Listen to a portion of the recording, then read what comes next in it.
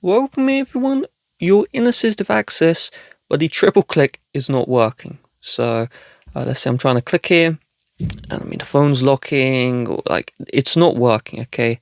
So the solution, do not worry, we're going to initiate a force restart. And to do that, I'll show you the key combination, then we'll do it together. So the key combination is we need to click and release volume up, then click and release volume down, and then we're going to click and hold the power button until we see the Apple logo. So let's do this together.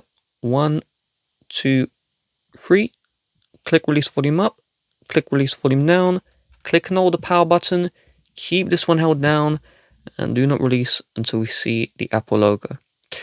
So if you have an iPad with a home button, you will just click and hold power and home button until you see the Apple logo instead of seeing all this.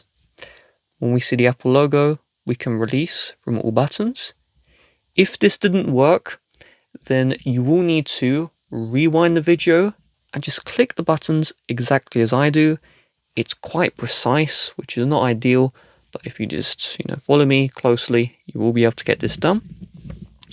And so we're going to unlock the device first, and now we're going to try the triple click again. So if you don't have a home button, triple click the side button. So click, click, click.